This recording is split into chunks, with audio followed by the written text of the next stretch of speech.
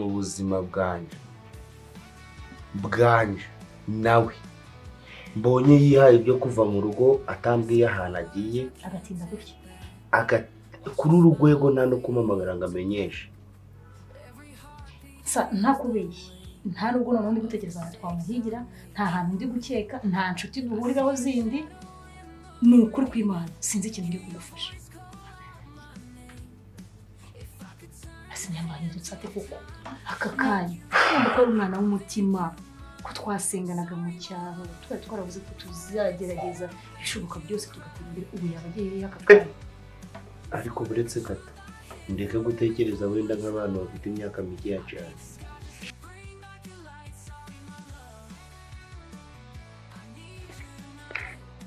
kwihagararaho ndetse no kumva utahari icyubahiro cyawe utemera ko wasuzugurwa ni ibintu byinshi cyane bigenda biranga abagabo bamwe na bamwe ariko na rimwe usanga bamwe bihagararaho bamara kwihagararaho ugasanga ibibazo birabanye byinshi ugasanga n'umuntu arinze apfa kubera kwihagararaho kwihagararaho ni ikintu cya mbere kigaragaza ko umuntu atafite kwicisha bugufi nk'urugero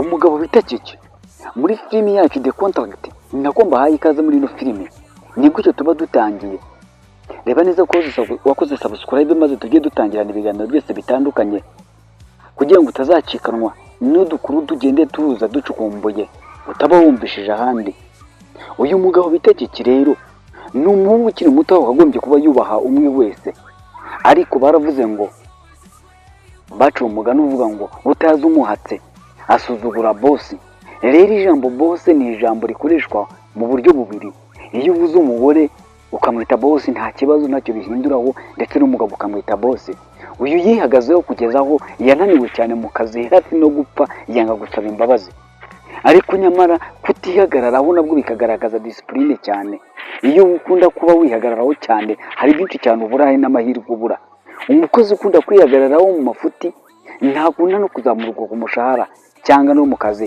ahabona amapromosiyo atandukanye cyane ni icyubahiro kigaragaza yuko nta burere nta n'iki uba ufite muri wowe The Contract yacu rero ifite ibintu byinshi cyane bigenda bigaragara cyane nk'umusore bita Bobo afite misiyo myinshi cyane agenda apanga ugenda ubona ko ibyo bintu nawe aba ari ibintu biba bicanganye cyane ukibaza ngo ibi bintu ni ukubera iki bicanganye ni ukubera yuko impamvu kibyibazaho ni uko utabashije kubanza kumenya icyo bita kontara icyo isezerano ugirana n'umuntu hagati yawe akaba ari ikintu kiri hagati yawe kizabakiza mu gihe umwe ashobora kuba yashwanisha amafaranga aza yindura ibintu byinshi cyane benshi bagafata kontara mbi cyangwa bagafata nziza nk'umuntu ashobora guhabwa amafaranga menshi akanahindura ubuzima ariko ugasanga ayo mafaranga yahawe kontara yiwe niyo kwica umuntu maze ugasanga uko kumwica iyo kontara imukozeho ikindi mu kazi gasanzwe hari igihe uhabwa kontara maze wakica itegeko iyo kontara akaba ari izakwirukanisha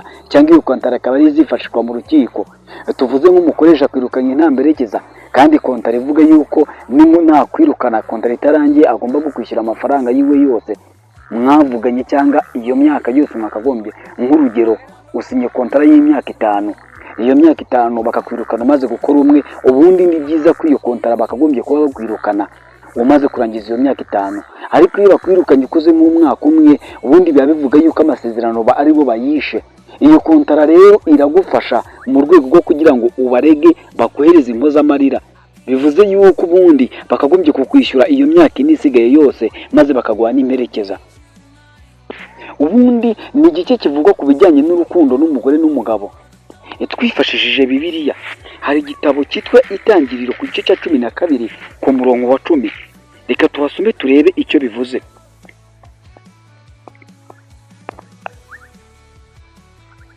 aho hantu haravuga ngo niba wageze reka dusomane inzara itera mu gihugu inzara itera muri icyo gihugu Aburamu aramanuka ajya muri Egiputa asuhukirayo kuko inzara yari nyinshi muri icyo gihugu ari bugufi bwo gusohora muri Egiputa abwira Sarayi umugore we ati dore nzi yuko uri umugore w'igikundiro nuko abanyegiputa nibakubona bazavuga bati uyu ni umugore we maze banyice nawe bagukize ndakwinginze uzajye ubabwira uti ndi mushiki we kugira ngo ngirirwe neza ku bwawe,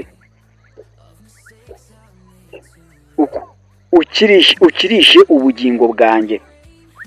Aburahamu ageze muri Egiputa, abanyegiputa bareba uko uwo mugore ari mwiza cyane. Abatware ba Farawo baramureba, baramushimira. Wa mugore ajyanwa kwa Farawo.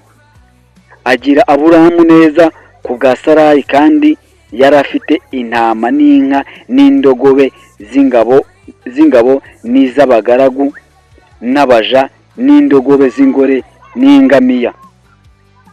Uwiteka ahanisha Farawo n'inzu ye ibyago bikomeye, amuhora Sarayi umugore wa Aburahamu. Farawo ahamagara Aburahamu aramubaza ati, icyo wangiriye ni iki, ko utambwiye yuko ari umugore wawe? Ni iki cyatumye umbwira ko ari mushiki wawe, nanjye nkamwenda nkamugira umugore wanjye? Nuko nguyu umugore wawe, umujyane wigendere.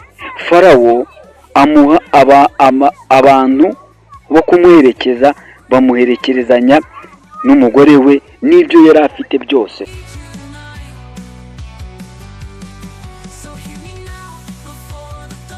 Nk'uko byiyumviye rero, uyu mugabo yari ahagurutse mu gihugu cyiwe. Ubundi amateka ye avuga yuko Aburahamu avuka ku mugabo bita Tera.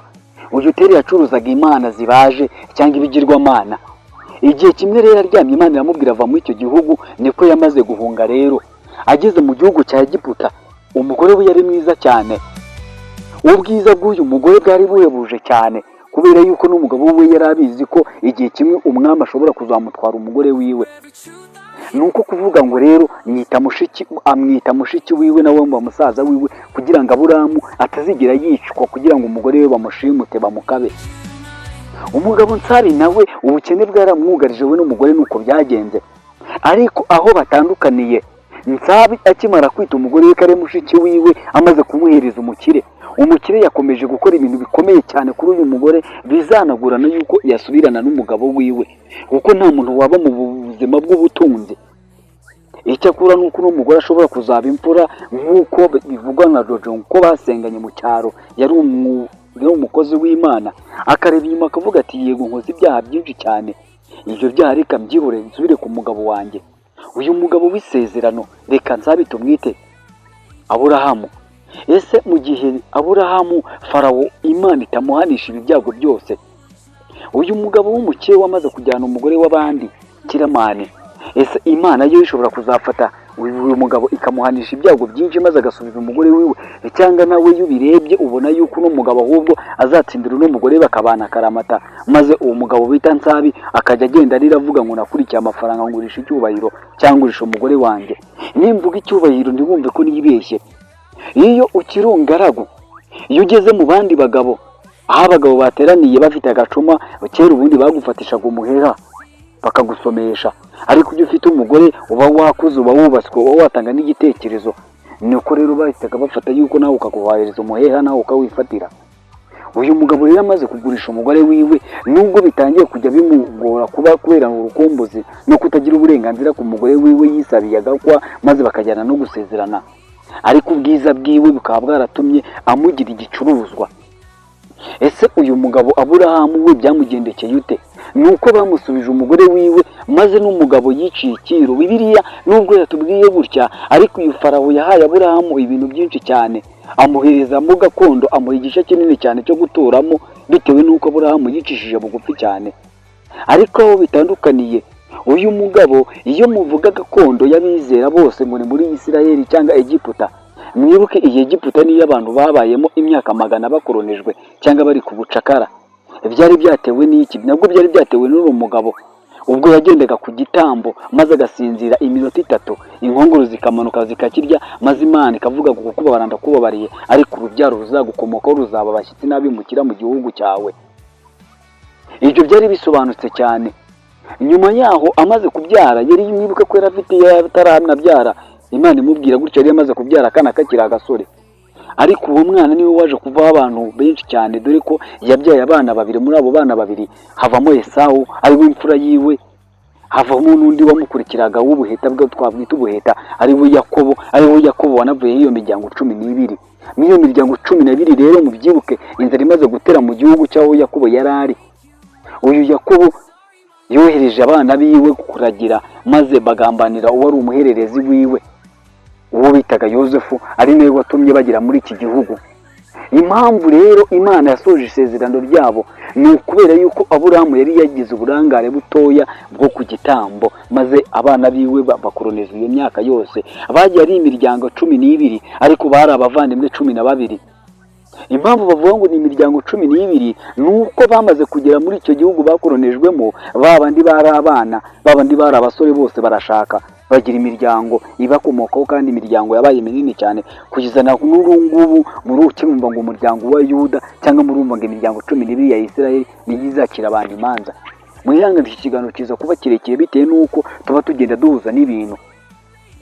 Rero uyu mugabo Aburahamu kubera umugore we ari mwiza amanutse abonye yuko ashobora kuzabizira, niko yahise avuga ngo reka mugurishe mvuge ko ari mushiki wanjye, maze nibazaza bamujyana umwami namujyana kuba umugore wiwe, nanjye nzagenda ngabire cyangwa bane muri icyo gihugu.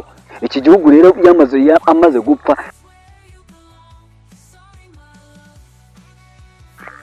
aba bana babiri bamaze gutandukana rero niho umwe yagiye muri icyo gihugu, ava mu gihugu cy'iwabo cya gakondo ajya mu kindi gihugu inzara yaje gutereramo, aricyo Yakobo yatuyemo. Ni ukuvuga ngo rero ahantu tuba tugiye kubihuriza rero, nimba uyu mugabo yaratanze umugore wiwe yahishe kare mushiki wiwe, noneho n'umugabo akaba yaraguze umugore wiwe cyangwa yarakodesheje umugore abizi neza ko uwo mugore afite umugabo, uribaza ibyo bintu bizagenda gute bibaye ari ibyago bigiye kugwira? Njya babwira ngo akenshi na kenshi twebwe tureba filimi, twamara kureba filimi tukirebera story zayo ntiturebe, twibaze ngo ni uko kino mwanditse bigenda bihura n'ibyo Bibiliya igenda ibivuga ndetse n'ubuzima Imana yagiye igenera abantu.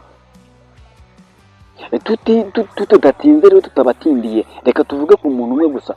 Ubundi imparaya zabayeho kuva kera, kuva isi yaremwa abantu bakomeje kugwira ku isi, uburaya bwarakoze. Mwibuke umugore umwe bazanye ngo batere amabuye, maze Yesu akandika hasi abantu bose bagahunga.